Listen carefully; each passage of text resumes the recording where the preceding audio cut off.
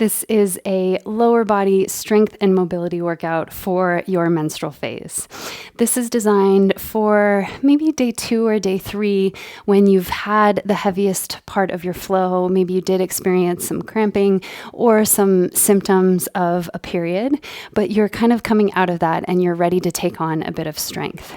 It always surprises me, even after years of moving my body in this way, how sweaty I can get while moving very, very slowly. And this practice delivers just that. So it is a slow burn, a slow accumulation of heat through movement patterns that demand mobility of the hips, the knees, the ankles. It's a way to progress toward deeper and deeper postures with a bit of resistance. So in this strength and mobility series, we are exploring ways to load the body that give us greater depth and range of motion. So it's a way to increase longevity, to help you move in more functional ways when you're outside of your movement practice. So everything that we do here allows us to show up in a better, a greater, a more elevated way as we step off the mat and go into the rest of our day. So for today, we have 4 rounds of 8 movements. Each movement pattern focuses on a specific component of mobility in the lower body. So our first round will be body weight only. We'll be exploring these patterns. Some of them might be new to you. So we'll be using body weight only to both warm up the body and to kind of get used to the different exercises that we're using in this workout. The second and third rounds, we will progressively add load if and only if you've mastered the body weight version of the movement pattern. So if you're still using your hands to move around, to support, to create stability, keep the body weight movement pattern for all 4 rounds. And know that you can do some of the exercises with weight and some maybe you're still in the body weight portion. This can be completely customizable and can be completely for you. So really listen to your body and be curious about the movement patterns, especially if it's a new way of moving your body for you. In the second round, you can add, for me, I'm adding a single 20-pound dumbbell. And then in the third round, I'll double that up and use 2 20-pound dumbbells. You can use any range of weight. So you could have wrist weights or ankle weights, something just to add a bit of resistance and load in those middle 2 rounds. Our final round will go back to body weight only for a few reasons. 1, to create a cooling rhythm, to give your body a chance to come back to the baseline. And 2, as a means of observation, to notice how the practice has shifted, has changed, has created more space in the body. So it's really a chance to slow down each exercise and kind of observe how it feels different compared to the beginning of the workout. So for today, you'll need that set of dumbbells. You'll also need an elevated surface. I'm using 2 very sturdy cork yoga blocks. They're about 4 to 6 inches tall, so it doesn't have to be a really high elevation. If you don't have yoga blocks, you can use 2 books that are about the same height. You could use 2 stools, 2 benches.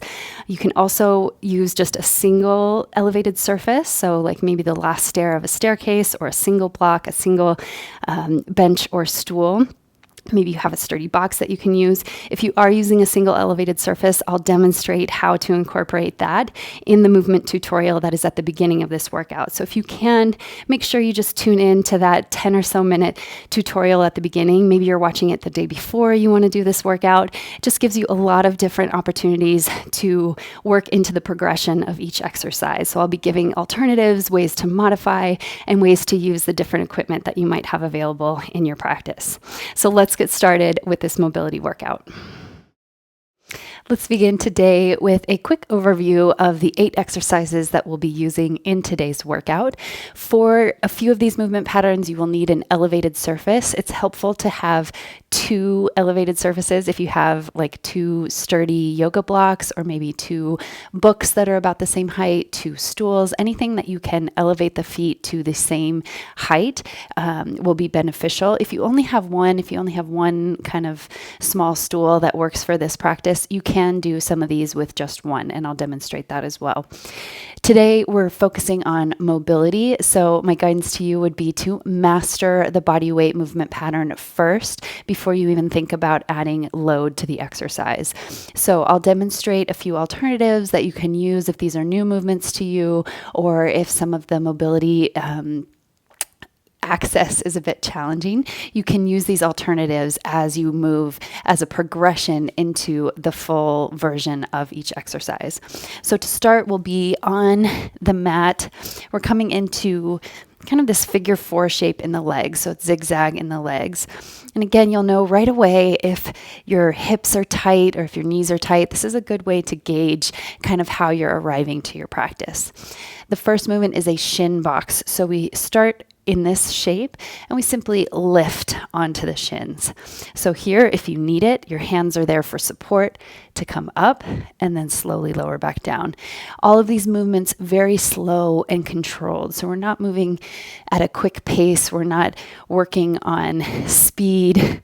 It's more about the slow and steady effort through the full range of motion. Between each side, we're going to switch. So each rep, we switch sides. If you can, without the hands. So you come to the other side, lift onto the shins, and then back through center. So if that transition is a bit tricky, you can always bring your hands down for support and lift up, come back, hands down, and lift up. You can even use your hands to lift up into the shin box if needed. So as you can tell, if you are requiring your hands for support through any part of that movement, then today body weight only is going to be your pattern. As we go through the second and third rounds, if you have the hands-free pattern and you have the ability to hold a dumbbell in your hands, we'll slowly and progressively add load to this movement pattern. Our second exercise is a sit to stand. So we start in a similar position here. We're going to cross one leg under, have one leg in front. This is working on hip, knee, and ankle mobility. So the full expression of this movement pattern is hands-free. So your hands are down in front of you. You shift the weight into that front foot, press up, and step to the side. And then we transition to the other side. Come down and back up. So again, here, the goal is to use only the legs and the hips to create the space for this movement to happen. If you need it, you can use your hands. You can break this into the component parts. So come onto the shin, you can step and then lift up, come down, come to the shin, slowly lower to a seat, and you can have your hands behind you. So again, if you're using your hands for support, body weight only throughout this entire practice and focus on the progression of that mobility. Our next movement pattern is a deficit squat. So if you have 2 elevated surfaces, you're going to use them here. I like to have them at a slight angle so that I can turn my toes slightly out, and they'll be pretty wide so that you have a bit of space between the surfaces. So you want to be able to plant your entire foot onto that surface. I have pretty small feet, so they fit on a yoga block. It works pretty well. Again, you can use books, you can use a stool. If you are near a staircase, you can use maybe the first or second stair as your elevated surface. But here we're just in a deficit squat. So this gives you the ability to come a bit lower into the squat and press up through the heels. So we come down and lift up. Where this becomes challenging is when we start to add weight, because you can let the weight come below the surface of your feet and press up. So with weight, you'll have the dumbbell between your elevated surface. And we'll start and you'll lift up. So you can come as low as feels appropriate for your knees. So it can be safe as long as we're doing it with good form, nice and slow, to bring your hips below the knees to create that additional flexion in the knee joint and work on your ankle mobility. If you only have a single surface, you can take this single-sided and just split the interval in half. So about halfway through, you'll switch sides. And here, you're getting the benefit of the deficit lunge, but just to a single side. So coming up, you might even lift up onto the block for the body weight pattern, and then slowly add that with the weight. It'll really work the elevated leg to create that power to lift the entire body up. So again, with that, you'll just be mindful of the time and switch halfway through. Our next movement pattern is the elevated deadlift here, straight leg deadlift. So you can, again, have your 2 blocks, or in this case, if you have a single bench, a single stool, that works fine. You can also do this on the bottom stair of a staircase. So here, focusing on the hip hinge, we're not rounding the upper back, we're not squatting down. Instead, there's just a micro bend in the knees, belly is strong, so low ribs and hip points are drawing together. And the entire upper body moves as a unit. So we hinge at the hips. You reach beyond the plane of your feet. So that's the benefit of the deficit deadlift here, is we get a little bit more range of motion and then come up. We lower down and come up. Again here, slow is key. You want to focus on keeping the muscles under tension through the entire range of motion. We have one more movement pattern with our elevated surface here. It's a front heel elevated split squat. So you'll have 1 foot on the block, 1 foot on the floor. Your stance can be pretty tight here, so we're not looking for a huge lunge.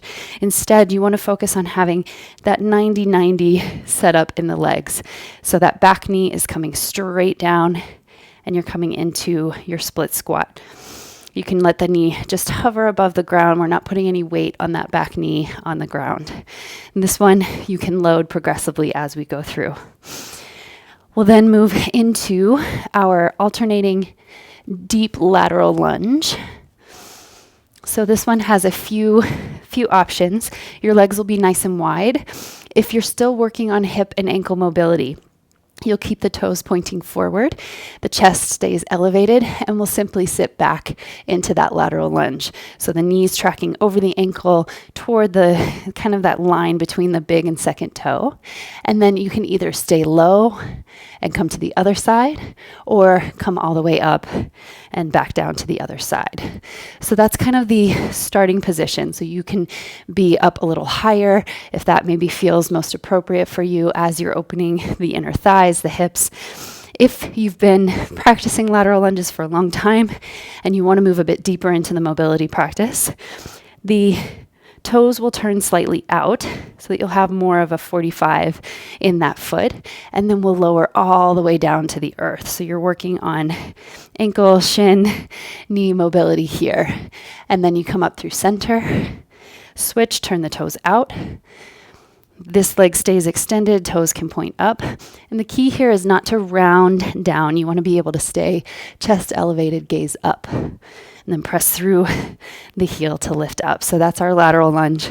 That one gets very challenging as we add load. So just be mindful of where you are in that movement itself. Our final pattern is the overhead squat. So the feet are a bit wider than hips width distance, toes are turned slightly out. For this one, we reach the arms overhead. For the body weight pattern, I like to have the palms up. So that encourages you to keep the shoulders externally rotated and the arms behind the ears if possible. You'll leave the arms in that position. Try not to flare the ribs, so low ribs and hip points together. And we lower into our squat and come back up. If this is too much in the shoulders, you can always take them a bit wider. Come down here and back up. You can even take them to cactus. Press the elbows back, draw the belly in. You can be here. Another alternative would be to squat down, then lift your arms up and come up. So lots of different ways to explore these movement patterns in kind of the progression in the sequence. There's lots of work to be done on the way from where you are to the full expression of each exercise. The overhead squat is very challenging when you add load, especially with dumbbells where your arms have to be a bit closer together. It's a bit easier with a barbell where you can really press against the bar. So with the weight, you might stay with the same weight for the second and third rounds rather than progressively increasing. So we have 4 rounds. The first round is our warming round, body weight only. The second round, if it's appropriate for you, you can start to load. I'll be loading with a single dumbbell. The third round, you can increase that load, either a heavier single dumbbell, or in my case, I'll just be switching to 2. And then in the fourth round, we'll use that as our cooling round and shift back to body weight only, and really use it as a practice of observing where we were in the beginning at the first body weight round compared forward to the end if you have kind of some new space to move around, some new mobility that you've been able to uncover through the practice. So that is our tutorial, and let's get started with our workout. Our workout will begin in about 30 seconds. We'll start on the mat so you can work your way there. We're beginning with the shin box alternating. So we're starting in this sort of zigzag figure 4 shape, moving up onto the shins, transitioning through center, and we'll just alternate side to side. So our first round is body weight only. We're using 45 seconds of work and 15 seconds of rest. So we'll go in 5 seconds here. 3, 2, 1. Lift up onto the shins, come down through center, transition. So switch sides if you can, hands free, and come back. Switching sides, lift up and come back. If you can, maintaining that elevation, that upright spine the entire time, so not rounding or caving in the upper back, but instead keeping that slight anterior pelvic tilt to facilitate the mobility in the hips here.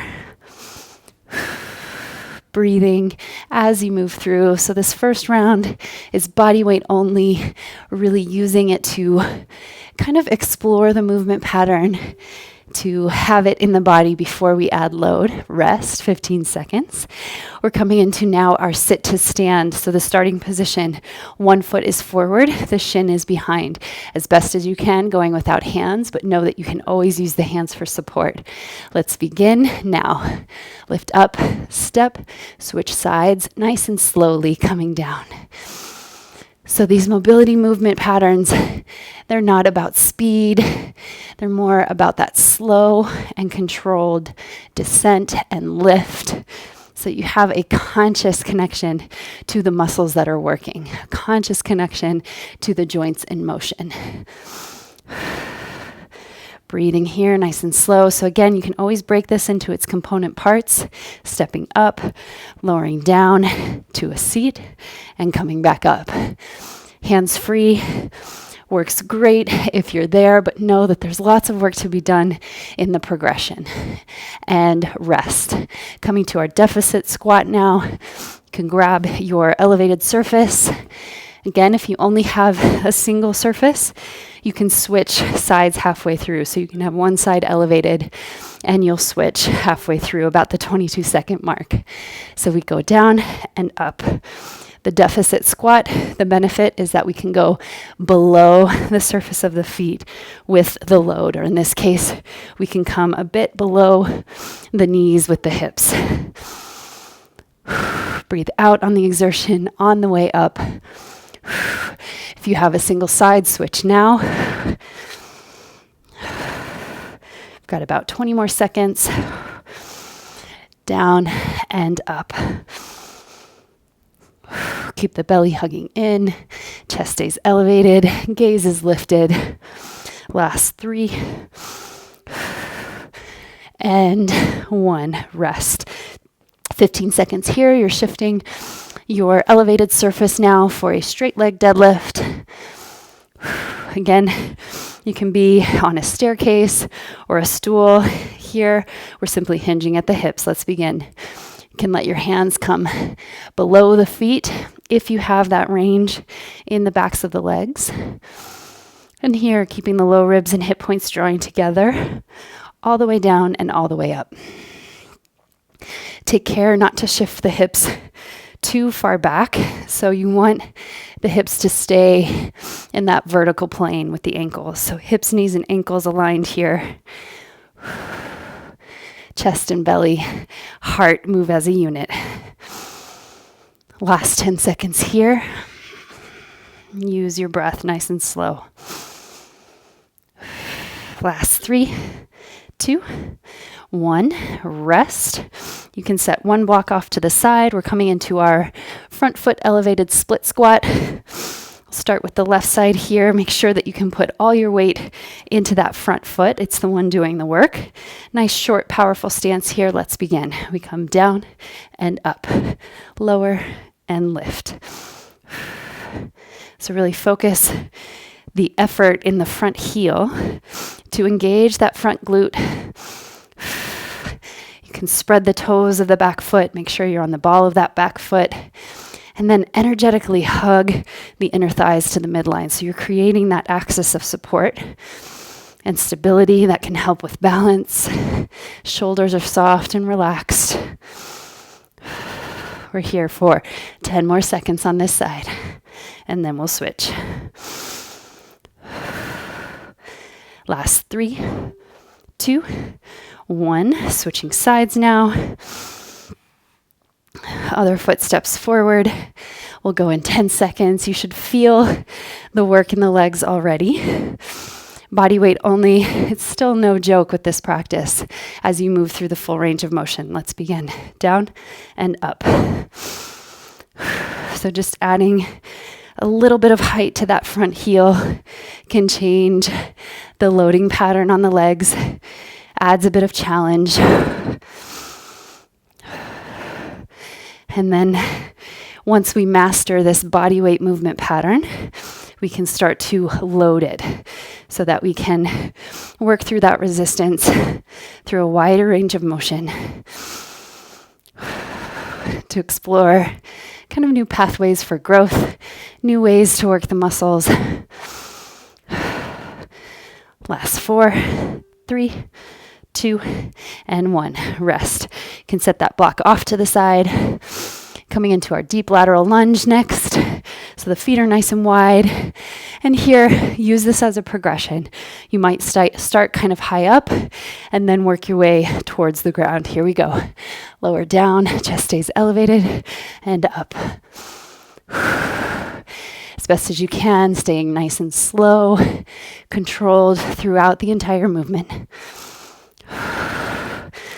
You'll start to feel the heat. Maybe you're breaking a bit of a sweat.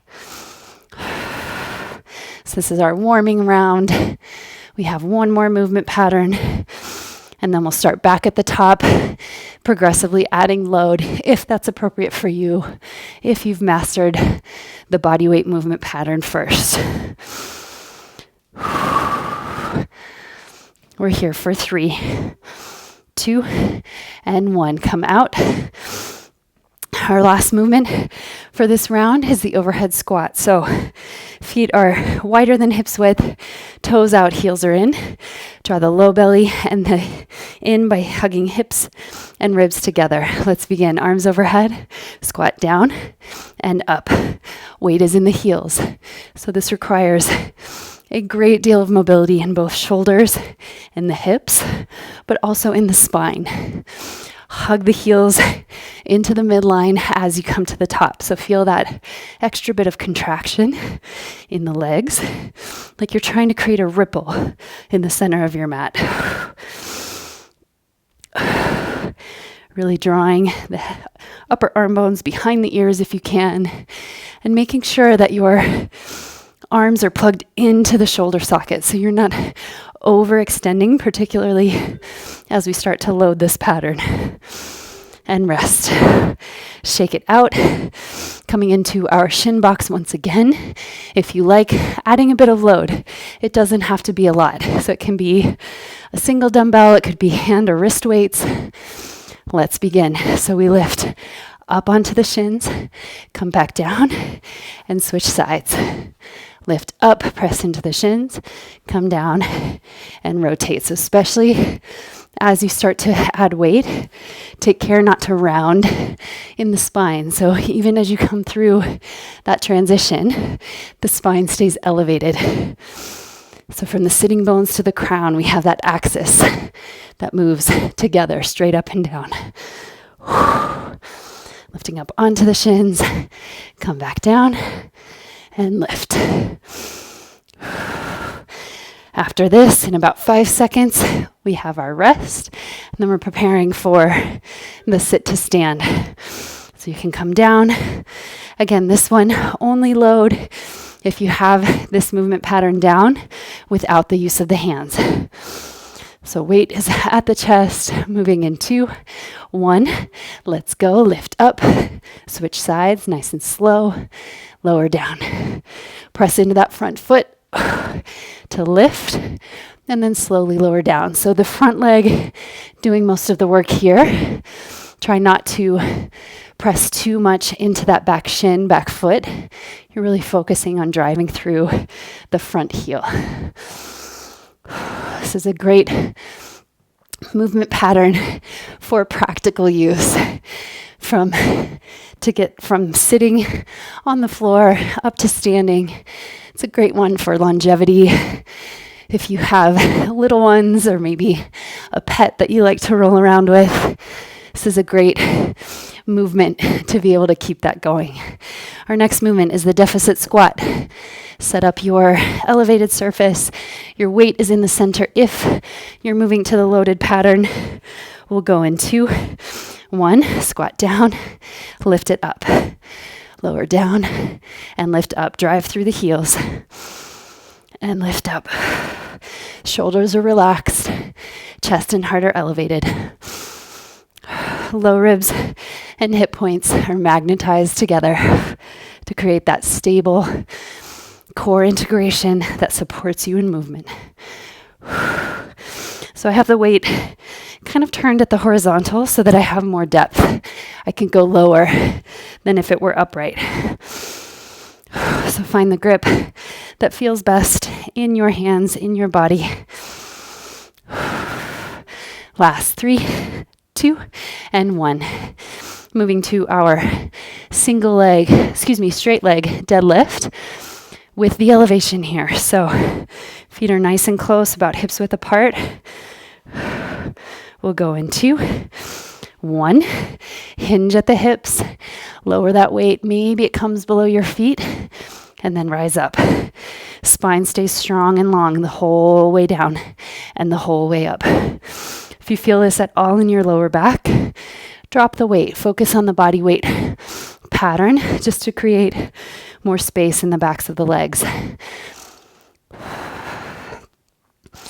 Notice the spine from crown to tail moves as a unit. The hips stay right over the ankles, so they're not shifting back in space. That can put a lot of strain on the insertion point of the hamstring. Instead, we want to focus on activating the meaty part of that muscle. Last one, and rest. Coming to our heel elevated split squat here. With the weight if you like it. Bring one foot forward on the elevation, and let's begin. We move down and up, lower down and up. So that straight line down, straight line up. Shoulders are relaxed. You might start to feel the posterior chain, so those muscles supporting the spine, especially after the deadlift there. You might start to feel that work here as you try to hold the weight. Last 20 seconds. Down and up. Press through the front heel as you rise. Last 10 seconds. You got this. Depending on where you are in your cycle, what your practice has looked like this week, and rest. Your legs might be feeling a bit tired already. And if that's the case, just be mindful of where you need to progress. If maybe you need to keep the same weight for the next round, or even drop down to body weight only. Let's begin. Down and up, switching sides. Down and up. So this practice is designed for the menstrual phase as a way to sort of awaken the strength training. Perhaps after your heaviest day of flow, when you start to feel the energy return, you're at a baseline. We have this low hormone period where we experience greater recovery, quicker sweating, as you might tell. And the body's working more efficiently with its energy use and rest. So this is a great opportunity to take advantage of this slow style strength training to build muscle and make progress. We're coming into our deep lateral lunge now. Let's begin.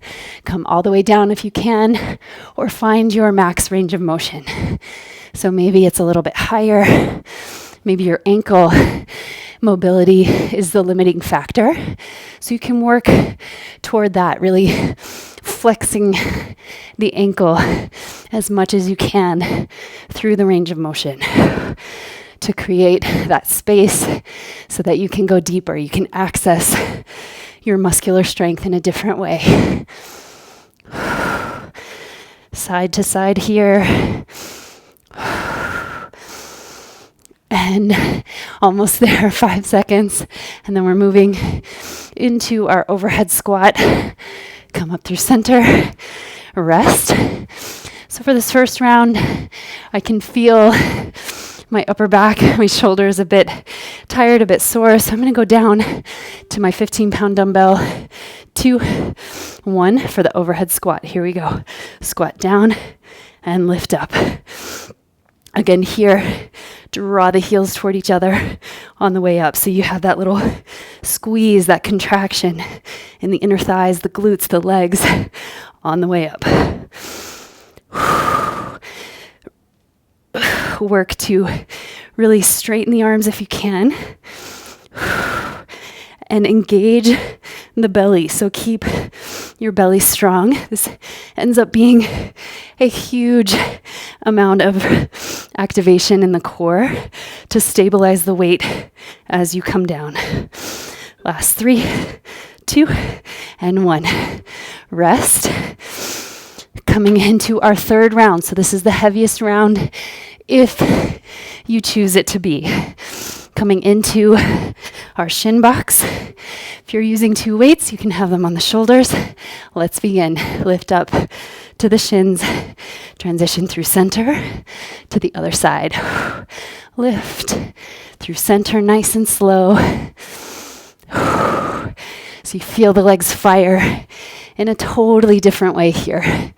As you're transitioning with the load, maybe even without the load, I really feel the outer thighs, the outer hips working here to stabilize that position, to allow the shoulders to stay elevated over the hips so that you don't dip forward. Last few seconds here. 3, 2, and 1. You can set those weights down for a moment.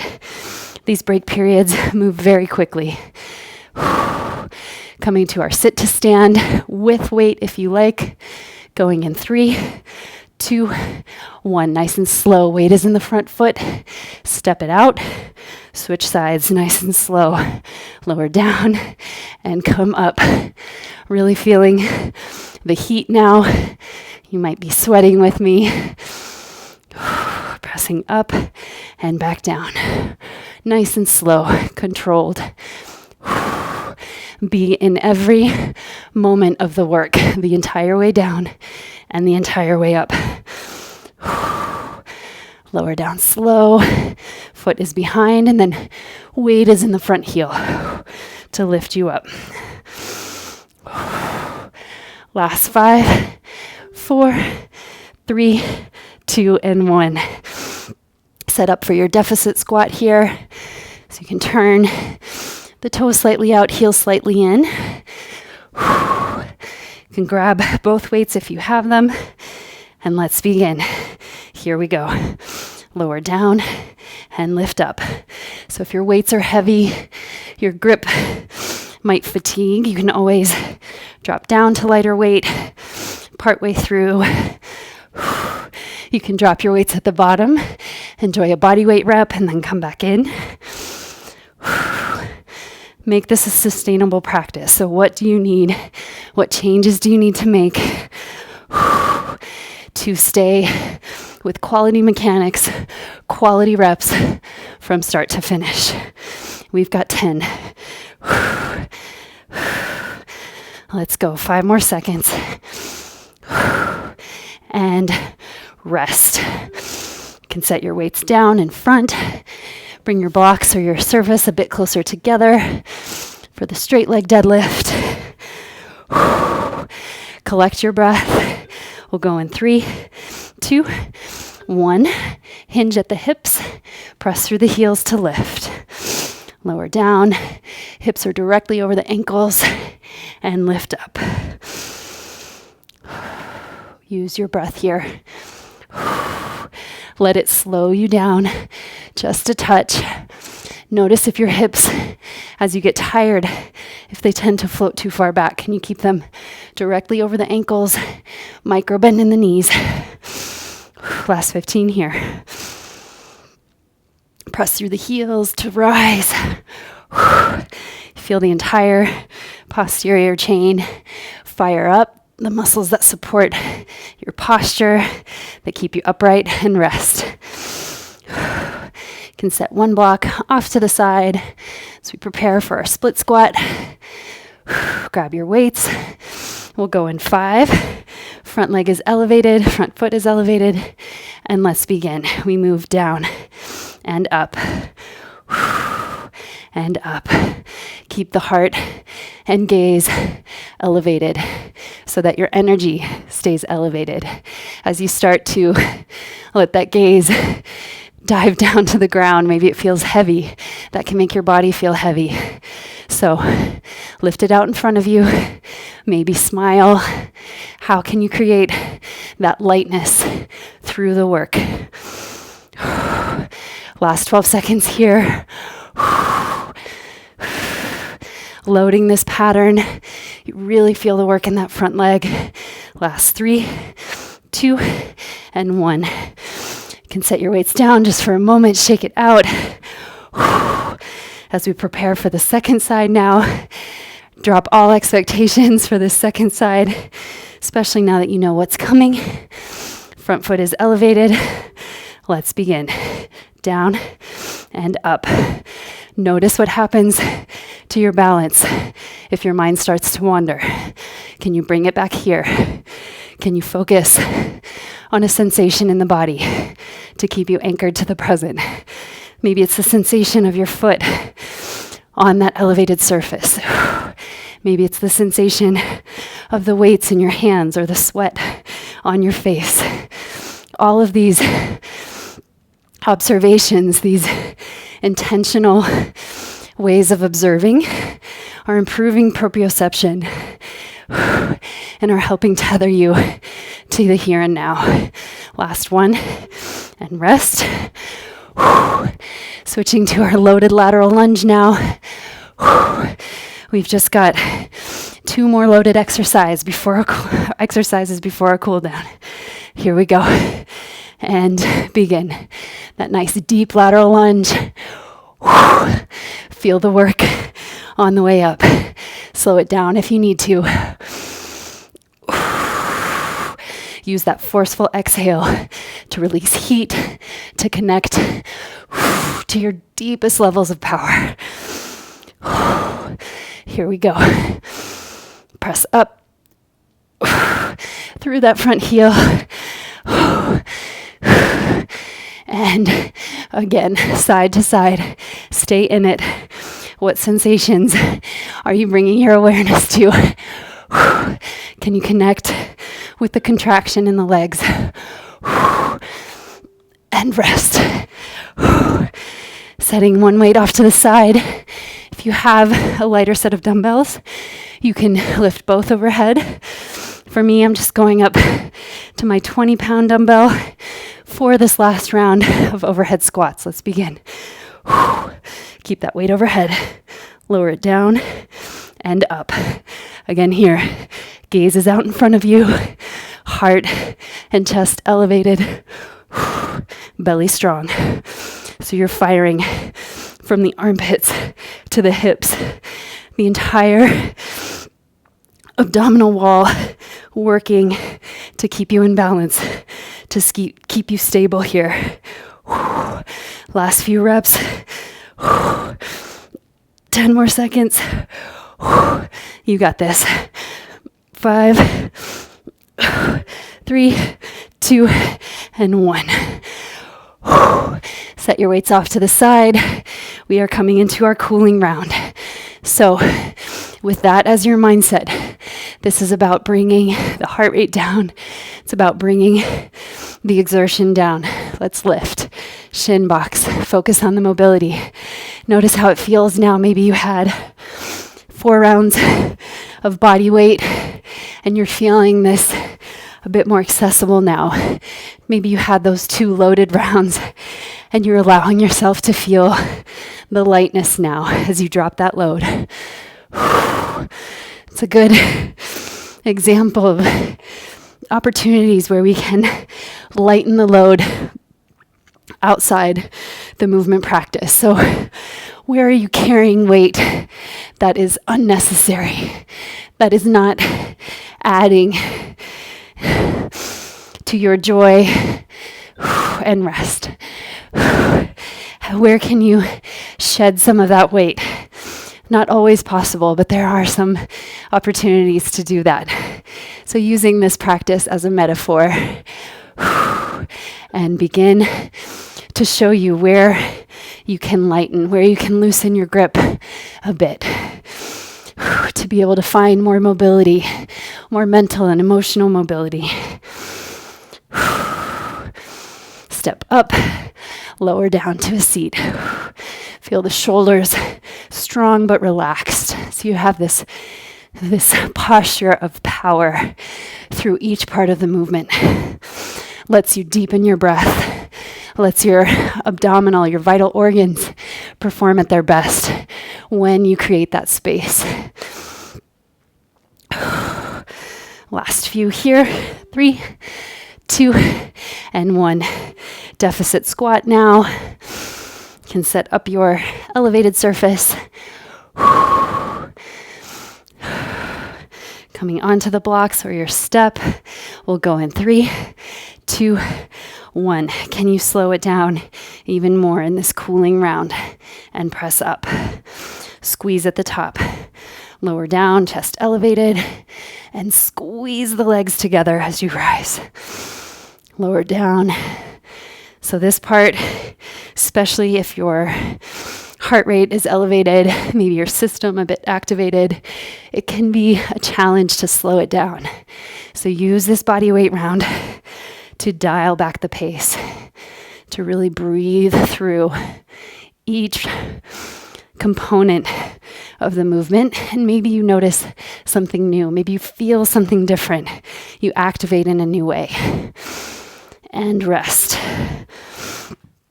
Some of my own discoveries come through that slowing down, where you start to notice, oh, if I push my feet this way, I feel it in a different way. So can you use this as your laboratory and begin deadlift to really explore the mechanics of your beautiful body and what it is capable of, what you can create within the safety, the container of your home practice, where you can be playful, you can explore, you can be brave. And lift up. This one, slow it way down. See if you can keep those hips right over the ankles. Get a bit of a stretch for the back and then press through the heels. Feel the engagement in the backs of the legs as you rise. Last 3, 2, and 1. Set one block off to the side, coming into our split squat. One foot out in front, elevated here. We'll begin in 3 seconds. Really slowing it down. Here we go.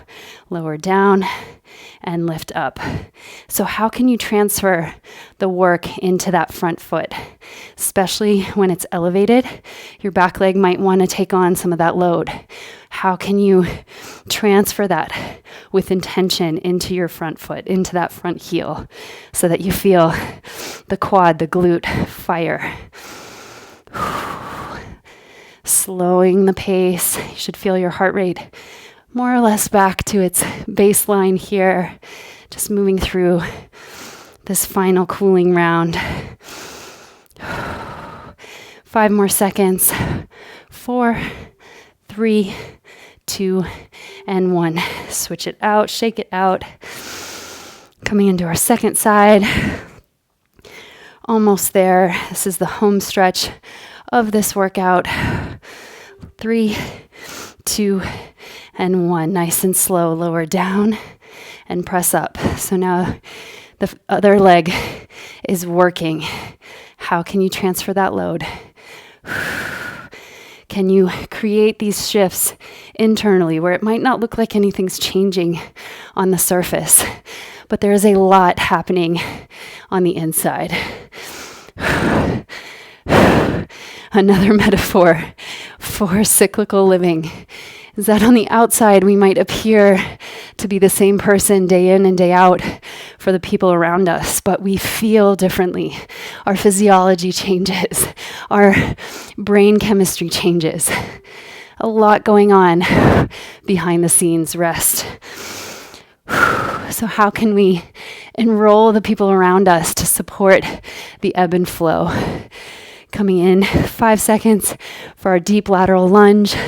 2, 1, let's go. Reach it out and come up. Squeeze the legs toward the midline as you rise. So we extend out and then we gather strength in. Super slow here. You can use this more as a stretch. Maybe you hold one side for a bit longer and then switch to the other for more of a stretching rhythm here. Last 12 seconds.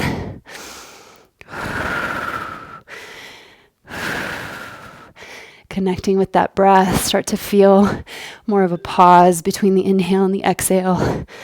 And rest. Coming into our overhead squats now. I'll add a bit of arm movement here just to let it be that cooling quality to this practice. Going in 3, 2, 1. So circle the arms up, squat, come up and let them come down. So big breath in, squat, and come up, let the arms float down.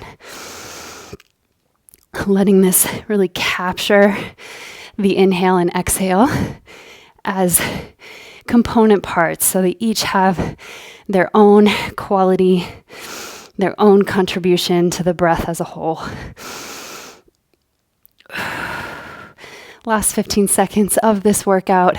Stay with it. Take what you need. Last 3, 2, and 1. Shaking out the legs, the big, beautiful legs that worked so hard for you today. If you have more time to stretch it out, maybe some static stretching to open the front and backs of the legs, that can be very supportive. But this workout is complete. I want to thank you so much for showing up today, for maybe trying something new if some of these patterns are ones that you've never done before. So for showing up, for being present, for getting curious about your body and what's going on, and most of all, for letting your body be moved.